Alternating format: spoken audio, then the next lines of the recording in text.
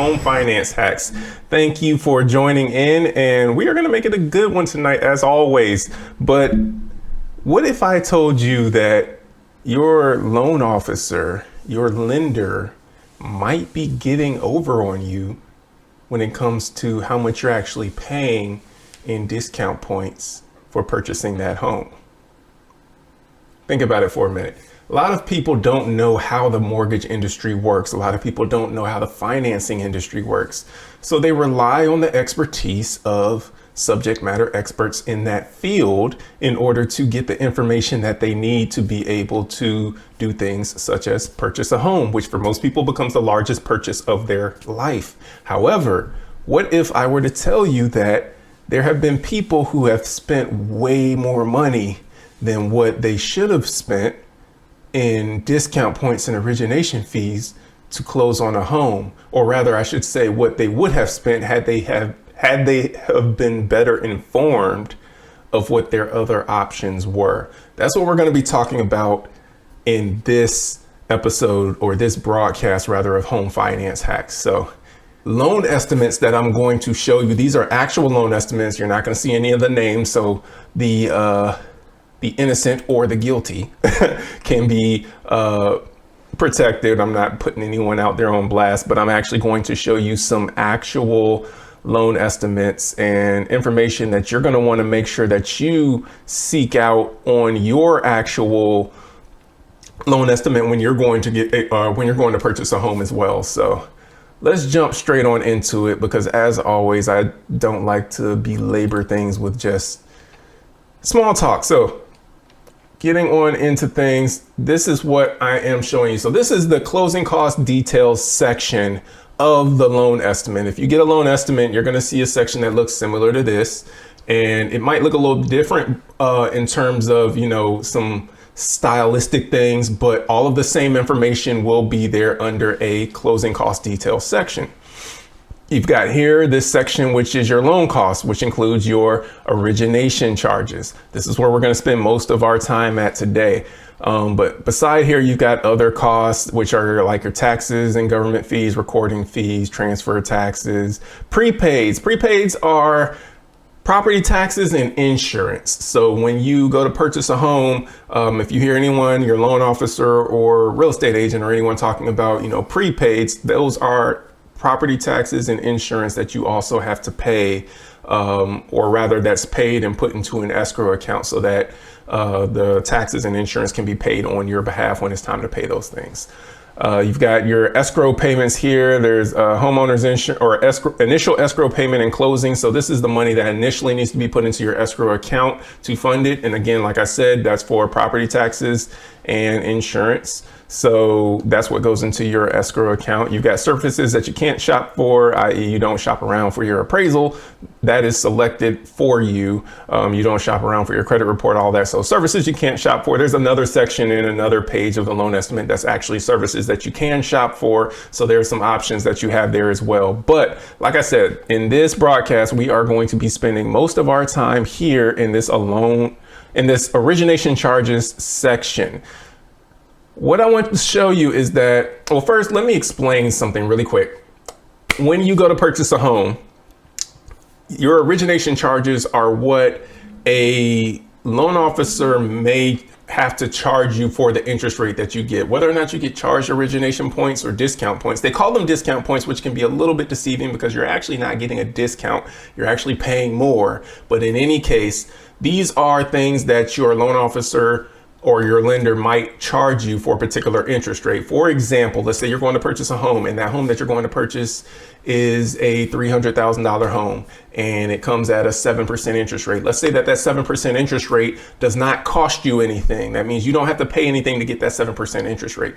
But what if you wanted a 6% interest rate? If you wanted a 6% interest rate, then you would have to pay what are called discount points. You are buying down your interest rate. So to get a lower interest rate, you have to pay money for that lower interest rate. How much money would it cost to go from a 7% to a 6%? It depends on the market, because it's going to be different depending upon which market you're in. But it could cost you $8,000. It could cost you $10,000 or $11,000. It's going to vary. But in any case, you would have to pay to get that lower interest rate. And what you pay, the money that you pay, is called a discount point. Discount points represent 1% of the loan amount. Sorry, in my mind, I was also thinking of basis points. Basis points, 100 basis points represents 1% of the loan amount, but we're talking about discount points, so I don't want to get you confused. Discount points represent a percentage of the loan amount. So 1% or one discount point represents 1% of the loan amount. So if someone says, oh, we're charging you 2 points, that means they're charging you 2% of the loan amount.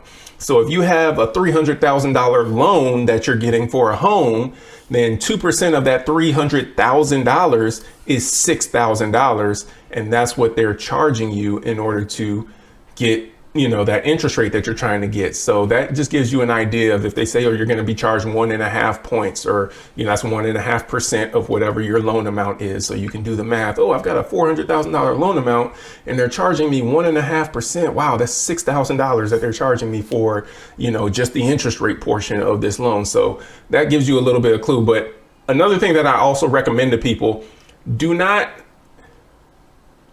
accept your loan officer speaking to you in discount points. Make sure that they translate that for you in dollars. It's not your job to have to go and do math based on this other language that the loan officer is speaking in when they're trying to relay information to you.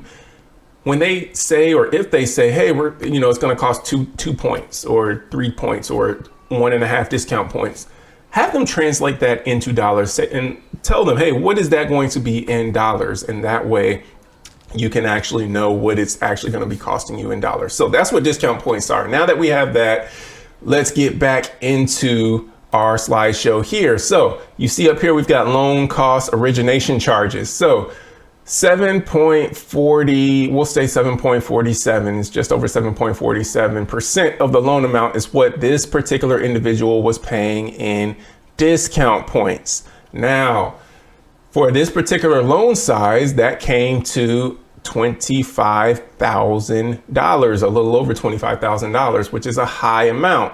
Now, buy down fee. This is another thing that you also might see on your closing cost detail sheet. And so the buy down fee is the amount of money that you're going to have to pay, or rather that the seller would pay for you to buy down your interest rate. So if you have that 7% interest rate, but let's say you're going to buy it down through a temporary buy down for the first year or the first 2 years of your mortgage, it's going to be bought down, however much, then that's what that buy down fee is. So in this particular loan, and again, this is an actual loan, it would be almost $5,000 that this particular individual is paying in that buy down fee. And then you've got processing fees and underwriting fees. These are pretty standard with what you see with processing and underwriting fees. There are some lenders that actually you might not see a processing fee, but the underwriting fee might be a little bit higher. And some, it might be vice versa. You might not see an underwriting fee, but they might have an administration fee up there. And that administration fee might be a set amount. So again, don't get wrapped up in those costs too much, as long as they're not too high, but you should be made aware of them though. You should know, hey, if you're seeing $3,000 for an underwriting fee, that's high. You shouldn't be seeing, in my opinion, over, around, it should be under $1,500 definitely for an underwriting fee, in my opinion. You might see a couple lenders that, maybe go a little bit above that, but in any case, you want to make sure you do know about those fees. But the real big ones that you want to make sure you pay attention to are those discount points here and the buy down fees here. So as you can see what they are here, those are pretty high numbers. Now I'm going to click over to another loan estimate. As you can see, it's in a little bit different format, but it has the same information. This is also an actual loan as well. So with this loan, this particular individual was only getting charged 0.2% of the loan amount. So less than 0.25% of the loan amount is what they were getting charged in discount points. That came up to $456. That is a huge difference from the $25,000 that we were at here. So you can see how just simply knowing what to look for when you're looking through this loan estimate, which is going to be several pages long and have a whole bunch of numbers, and you might not know what you're signing when they're saying, hey, they send you a loan estimate and they just tell you to sign it. You might not know what you're signing, but I'm telling you now what you kind of want to look for, at least when it comes to your origination fees and your discount points, because origination fees are something else that you can also see in here. Like that administration fee that I mentioned earlier, you see it here again, $350 for administration fee, $500 for a processing fee, $650 for the underwriting fee, and there's no buy down fee. So there's no buy down, no temporary buy down for this loan. So these are some things that you want to make sure that you are being made aware of when you're looking through that loan estimate, because a lot of people don't know what they're reading, and there are a lot of lenders out there, a lot of loan officers out there that won't take the time that they need to take to explain to you what it is that you're signing. And I will say really quickly as well, when you go to sign your loan estimate, that first loan estimate that they give you, a lot of people worry about signing a document, especially if they don't fully understand everything. You are not bound by anything when you sign a loan estimate. That's simply stating, okay, you acknowledge receipt of this document. You are not bound by any of the information that's on that document. As a matter of fact, it is common for you to actually receive multiple disclosures throughout the loan process, because as numbers change and things change, there may be some numbers or some calculations that might factor in differently. And by law, if those numbers go above a certain threshold from what you were originally told when you signed that first loan estimate, they have to what's called redisclose that loan estimate to you. They have to push out more information to you. And so it's not uncommon for you to receive multiple loan estimates throughout the process of purchasing a home. Now, if you're receiving like 3, 4, 5 different loan estimates, that's excessive, which means that someone did not do their job very well on the front end to make sure that everything was pretty much included in those 1 or 2 estimates. Either that's what took place, someone didn't do a good enough job on the front end, or there were a lot of things that changed with your loan. Maybe you started off going the FHA route, but then you decided we're going to go conventional, or you're going to get a different loan estimate for that. Or you decided, oh, you know what, I'm going to need to purchase at a different purchase price. And so the purchase price changes, or you're going to get a different loan estimate for that. Or, you decided everything that changes with your loan, if you change something with it, it's a potential that you might end up having to get another loan estimate to redisclose something. If you get a appraisal done on the home and it comes back that there's work that needs to be done on the property, and the appraiser is going to have to go out and do a reinspection. If the reinspection fee, because there's a fee associated with the appraiser going out to do a reinspection, let's just say it's a $150 fee.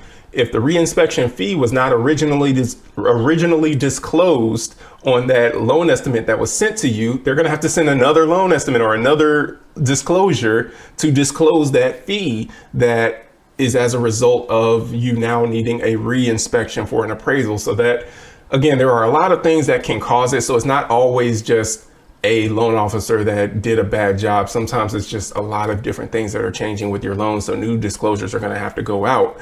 However, you need to know and definitely be cued on information. I actually might end up doing a video where I just go through an entire loan estimate to just show you all of the different costs as well, because I do think that that will be hugely beneficial in letting you know what you need to look for, what everything means, so that you can just have that education, be aware. But to just go back and show you one more time, as it concerns this loan estimate, you really want to dial in on what those origination charges are, and you really want to dial in on how much you're paying in those discount points. So origination charges are something that, again, are what you're paying to the lender for them to actually do this loan. This is not money that's going to an attorney or title or anything like that. So make sure you know what you're paying in origination fees. If you see an origination fee up here, this one you don't see one, but you see underwriting fee, loan processing fee, buy down fee, and everything. But you don't see an origination fee, but you can also see that here. So it's possible you can see that in this section as well. But you definitely want to know, are you paying any discount points? And if so, how much? How much are you paying in buy down fees? In this particular instance, this buy down fee, that's a lot, if depending upon how much you're buying it down and how long that buy down is lasting. So 31,000 in origination charges is really, really high. You don't want to be paying that much in origination charges. How much? It's going to depend, but 31,000 is really high. And the reason I know it's high, even though I don't remember what the loan amount was for this particular file, is because of this right here. 7.4% in discount points is a really high number. Ideally, you don't want to pay any more than, one and a half, at the most, maybe two, but really I'd say, one, possibly 1.5 discount points at the most that you want to pay.